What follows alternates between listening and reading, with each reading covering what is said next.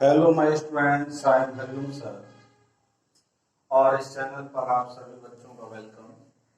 और इस चैनल से जुड़े हुए सभी मेंबर से मेरा विशेष रिक्वेस्ट है कि देखिए, एजुकेशन ये पढ़ाई यूजलेस नहीं होती।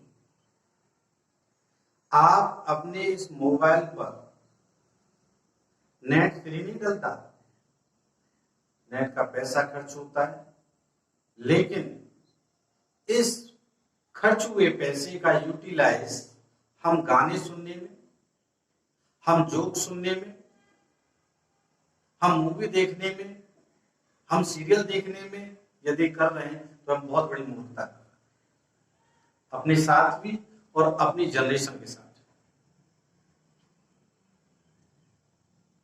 मोबाइल पर नेट खर्च कीजिए, किसके लिए? यदि स्टूडेंट है तो एजुकेशन के लिए, आम व्यक्ति है तो अपने क्षेत्र में आगे बढ़ने के लिए कई ऐसे टिप्स होते हैं कि आप उस नेट का सही यूज कर सकते हैं। वो बात अलग है कि 10-5 मिनट हमने मनोरंजन कर लिया, लेकिन घंटे 2-2 घंटे यदि आप म्यूजिक सुन रहे हैं, जोक सुन रहे हैं, आप टाइम पास कर रहे हैं, ध्यान रखिए, समय को यदि पास कर रहे हैं तो समय आपको पास करेगा। ध्यान रखना, यदि समय का सही यूटिलाइज कर रहे हैं तो उसकी कीमत आपको अवश्य मिलेगी, और यदि आप समय का यूज नहीं कर रहे हैं, गलत यूटिलाइज कर रहे हैं, तो उसका परिणाम भी भविष्य में क्या मिलेगा इसके लिए तैयार रहिए। मेहनत हमेशा काम आती है। जिस क्षेत्र से व्यक्ति जुड़ा हुआ उसमें मेहनत करें। एग्जाम कैंसिल हो गई इसका मतलब ये नहीं कि हम पढ़ाई छोड़ दें, क्यों? 10th और 12th तो केवल सीढ़ी है। 10th और 12th तक तो केवल आपको जंग में भेजा गया है, एक जंग तक जाने का रास्ता है। 10वीं और 12वीं की परीक्षाएं सिर्फ और सिर्फ एक माध्यम बनी है कि आप लड़िए, आ जाइए अब जंग के मैदान में। जंग तो बेटा भी बाकी है। तो मेरे कहने का आशय, पढ़ाई कंटिन्यू रखिए। और एसिड बेस साल्ट में आज हम चलते हैं। एसिड कंप्लीट हो गया, बेस कंप्लीट हो गया, आ जाता है साल्ट। देखिए साल्ट क्या है? मोस्टली क्या था? Combination of acid and base. Acid और बेस को मिला दें तो साल्ट बन जाता है। और जब एसिड बेस रिएक्शन करते हैं और दोनों स्ट्रॉन्ग होते हैं तो इस प्रोसेस को हम न्यूट्रलाइजेशन रिएक्शन कहते हैं। यानी न्यूट्रलाइजेशन रिएक्शन का जो प्रोडक्ट है वही साल्ट है। बात समझ में आ गई? क्या है? वही साल्ट है। कैसे? मैं अपनी तरफ से सपोज करूं, मान लेता हूं, मैंने ये मान लिया Ha। क्या मान लिया? Ha। ये मैं अपनी तरफ से like acid, this is acid. और यहां मान लेता हूं आपका BOH, this is base, this is base. अब आप देख रहे हैं कि इस पर कैटायन है तो इस पर एनायन होगा, और इस पर जो है एनायन है तो इस पर क्या होगा? कैटायन होगा। तो कैटायन और एनायन के सिस्टम से जो बन रहा है, दिस इज साल्ट। देखिए आप, ये H पॉजिटिव OH, ये HOH बन जाएगा, मतलब H2 कह देंगे आप, प्लस अब यहां जो बनेगा वो कैटायन और एनायन यानी Pa, दिस इज साल्ट।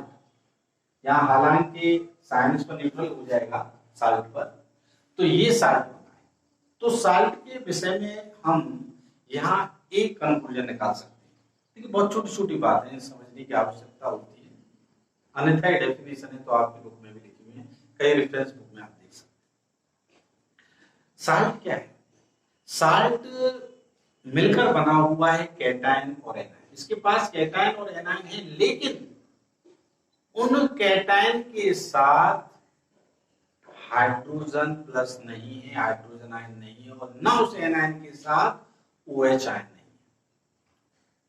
तो कैटायन और एनायन का कॉम्बिनेशन है, लेकिन कैटायन के साथ एनायन की फॉर्म में OH नहीं है, और वो एनायन के साथ कैटायन की फॉर्म में H प्लस नहीं है।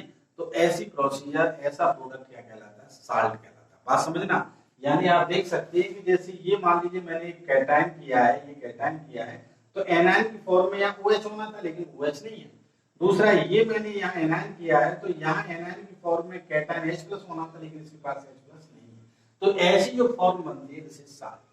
और नॉर्मल सी बात 10th लेवल के बच्चे समझ सकते हैं कि एसिड और बेस को कॉम्बिनेट कर दिया जाए, उनकी रिएक्शन करा दिया जाए, जिस रिएक्शन को हम न्यूट्रलाइजेशन कहते हैं, तो उसका जो प्रोडक्ट होगा दिस इज साल्ट। क्लियर हो गया? तो ये आपकी साल्ट की डेफिनेशन। एग्जांपल और भी दे सकते हैं आप। मैंने सपोज करो यहाँ HCl ले लेता हूँ, दिस इज साल्ट, प्लस यहाँ मैं NaOH ले लेता हूँ।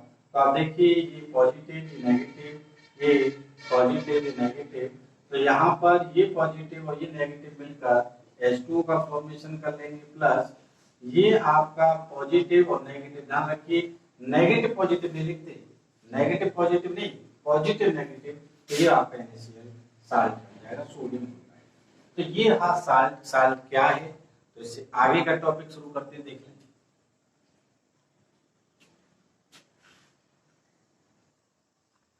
तो मेरे प्यारे बच्चों आगे हम चलते हैं टाइप्स ऑफ साल्ट। देखिए टाइप्स ऑफ साल्ट, साल्ट के टाइप हम कैसे समझेंगे। अभी हमने देखा कि न्यूट्रलाइजेशन रिएक्शन का प्रोडक्ट ही साल्ट है, तो ये न्यूट्रलाइजेशन का ही प्रोडक्ट साल्ट नहीं हो सकता, और भी प्रोसीजर चलेगा, तो कैसे।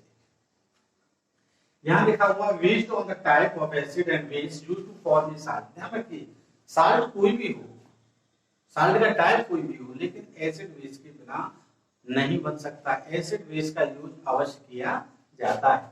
It can be classified into 3 types. इस बेस पर इसको 3 टाइप्स में डिवाइड किया जाता है। First is neutral salt, second is acidic salt and third is basic salt. अब यहां समझना होता है न्यूट्रल साल्ट कब बनेगा।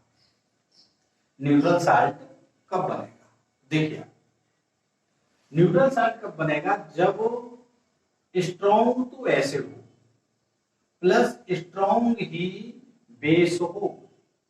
ध्यान रखिए स्ट्रॉन्ग एसिड है और स्ट्रॉन्ग बेस है, तो उस केस में हमारे पास जो साल्ट बनेगा वो जो है न्यूट्रल साल्ट होगा। क्यों, दोनों की पावर, भाई कहते हैं ना बराबर बराबर ताकत के पहलवान मिल जाते हैं, तो जो उनके बीच जो मल्ल युद्ध है वो टाई हो जाता है।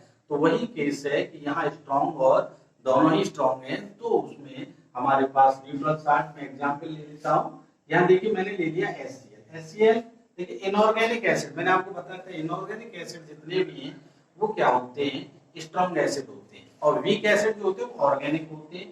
तो यहाँ सॉरी स्ट्रॉन्ग एसिड हमने ले लिया HCl, और वीक एसिड लेते हैं ऑर्गेनिक होते हैं। तो यहाँ वीक एसिड की बात नहीं चल रही, यहाँ स्ट्रॉन्ग बेस भी आपका आ जाएगा NaOH। जितने भी रिएक्टिव मेटल होते हैं स्ट्रॉन्ग बेस बनाते हैं, सोडियम है, पोटेशियम है, मैग्नीशियम है, कैल्शियम है, समझ में आया, इसको आइडेंटिफाई कर सकते हैं आप।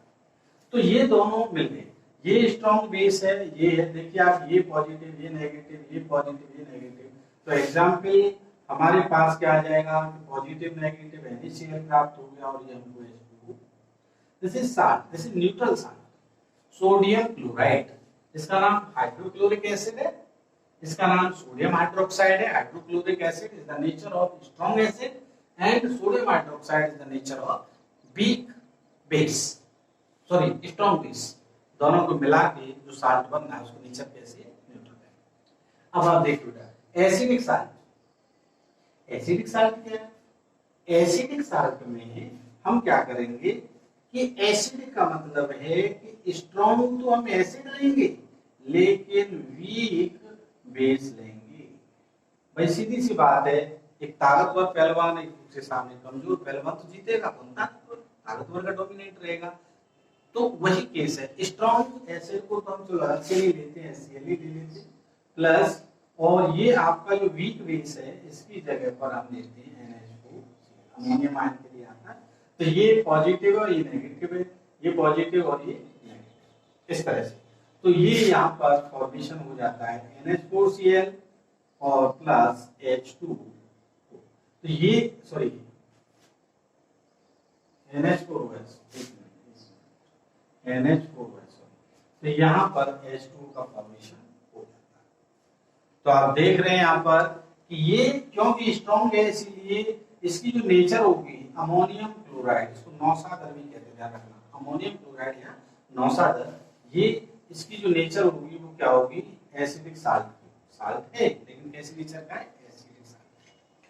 अब बेसिक साल्ट आता है, बेसिक साल्ट में क्या है, बेसिक साल्ट में हम जो है वीक एसिड लेंगे और प्लस स्ट्रॉन्ग बेस लेंगे, ध्यान रखिए बेस कैसा लेंगे, स्ट्रॉन्ग।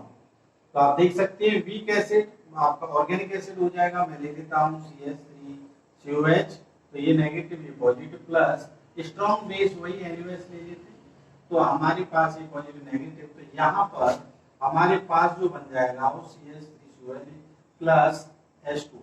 तो ये जो बन गया इसका नाम है सोडियम एसिटेट साल्ट, जिसकी नेचर कैसी है, बेसिक साल्ट की है, क्योंकि इसमें स्ट्रॉन्ग बेस है, ये डोमिनेंट रहेगा। तो बड़े आसानी से देखिए, मैंने आपको पहले ही बताया था स्ट्रॉन्ग बेस के विषय में, स्ट्रॉन्ग एसिड कौन होते हैं, mostly inorganic acid, HCl H2SO4 HNO3, ये स्ट्रॉन्ग एसिड है।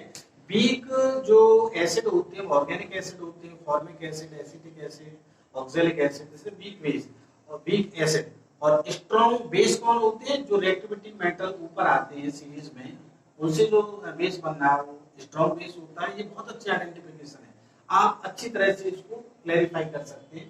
तो ये बेटा टाइप्स रहे। अब यहाँ एक क्वेश्चन और आ जाता है, लास्ट में मैं लूंगा आपके साथ। एक क्वेश्चन ये आ जाता है कि सर ये 3 टाइप के हो गए, क्या वीक एसिड और वीक बेस भी हो सकते हैं, रिएक्शन कर सकते हैं? जी कर सकते हैं, लेकिन उस केस में हमें थोड़ा ध्यान देना, ध्यान रखें। मैं आपको मैंने पूछा है कि मान लो मैं ले लेता हूँ वीक की, तो एसिड लेता हूँ और वीक की बेस लेता हूँ, तो क्या सर ये रिएक्शन करके साल्ट बना सकते, लेकिन इसमें एक चीज ध्यान रखनी होगी, कैसे कि इसमें वीक एसिड तो है, ये वीक बेस है, लेकिन इस वीक एसिड में H+ की जो नंबरिंग है वो इसके OH नंबर से ज्यादा हो सकती है या कम हो सकती है। यदि ज्यादा होती है तो साल्ट बन जाएगा एसिडिक नेचर का, और यदि कम होती है तो साल्ट बन जाएगा बेसिक नेचर का। समझ में आया?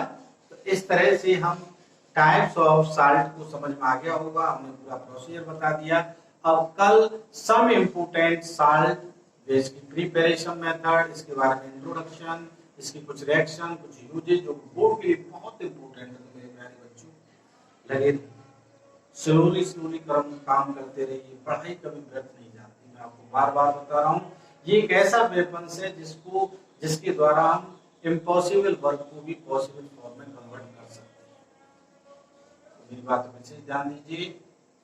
और लास्ट में मैं आपसे फिर कहूंगा बेटा, हमारे मनोबल बढ़ाने के लिए चैनल को सब्सक्राइब करें, लाइक करें, शेयर करें। Thank you.